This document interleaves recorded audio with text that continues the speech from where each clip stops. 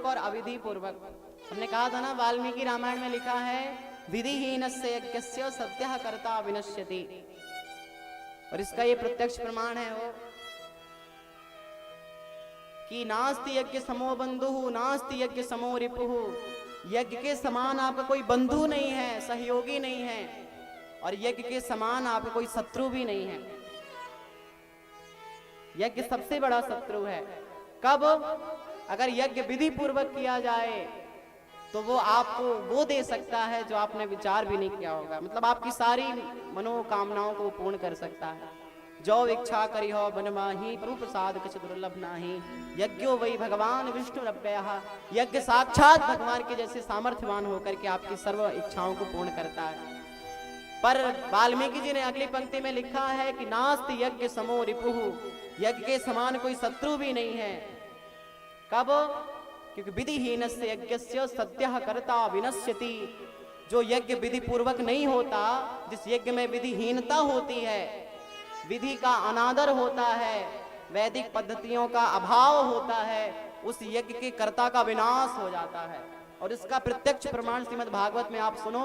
विश्वरूप इतने यशस्वी थे, इतने श्रेयस्वी थे, इतने सर्व ज्ञान संयुक्त संपन्न महापुरुष थे, पर इन्होंने राक्षसों की वचनों पर विश्वास करके और राक्षसों के प्रति दया का भाव मन में ला करके पूर्णाहुति के उपरांत आहुतियां डाल दी। पूर्णाहुति के उपरांत फिर देवता चले जाते हैं। अग्नि देवता फिर आदान करने की शक्ति समाप्त कर देते हैं। जब ब्राह्मण लोग मंत्रों के द्वारा पूर्णाहुति कर दें, पूर्णमिदः पूर्णमिदं पूर्णात् पूर्णमुदच्यते पूर्णस्य पूर्णमादाय पूर्णमेवावशिष्यते, तो इसके उपरांत अगर आहुति दी जाती है तो विधि पूर्वक यज्ञ का फल ये होता है कि आपकी इच्छा तो पूर्ण होती ही है, और देवताओं का बल और संवर्धित होता है, बढ़ता है। और अविधि पूर्वक जो यज्ञ होता है उससे क्या होता है? राक्षसों का बल बढ़ता है। इसलिए राक्षसों ने आकर कहा था कि आप पूर्णाहुति के बाद आहुति डाल दिया करो।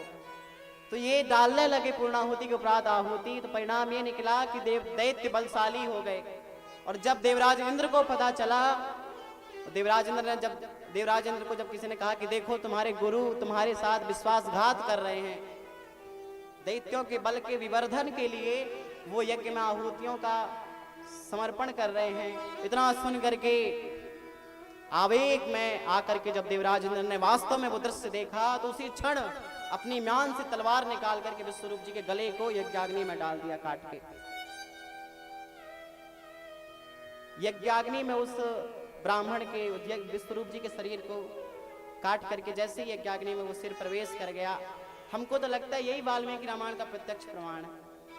दो प्रमाण इस भागवत जी में मिलते हैं। एक बारहस्पत्य नाम का यज्ञ जो दक्ष प्रजापति ने किया था, उसका भी गला काट के हवन कुंड में डाल दिया गया था।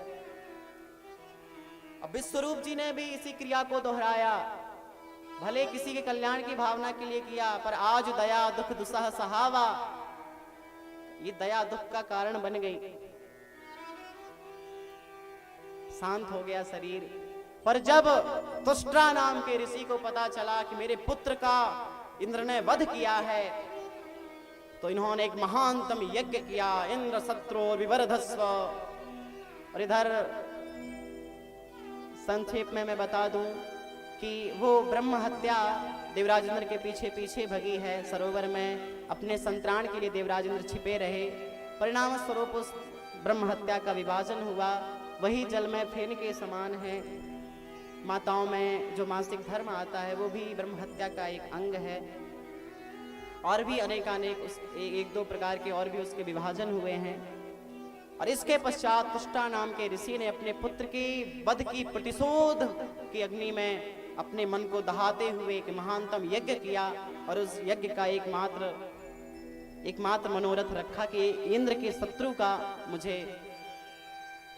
शत्रु की मुझे प्राप्ति चाहिए। और यज्ञ के उपरांत वृत्तासुर नाम का महाभयंकर राक्षस वेश में एक पुरुष प्रकट हुआ। आप लोग ध्यान दें, ये वृत्तासुर पूर्व जन्म के चित्रकेतु हैं।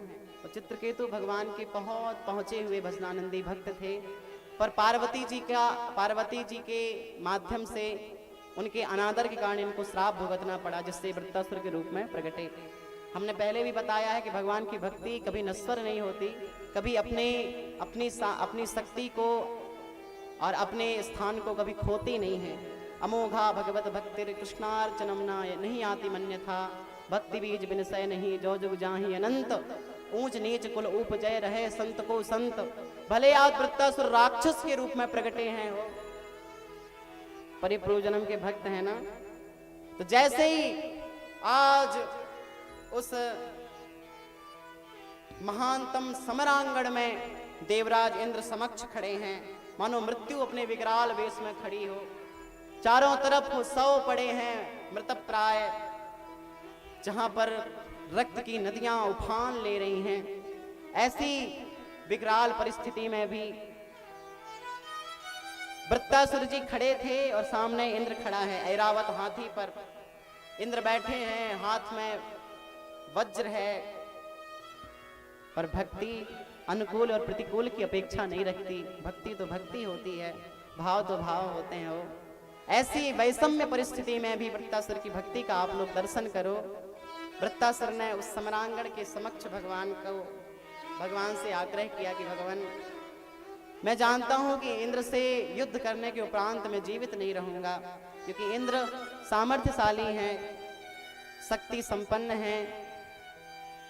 तो मैं जानता हूं कि हो सकता है इस यज्ञ का परिणाम मेरे विपरीत भी निकले या मेरे पक्ष में भी आ सकता है, पर फिर भी परिणाम जो भी हो, पर हम आपसे कुछ आग्रह करते हैं।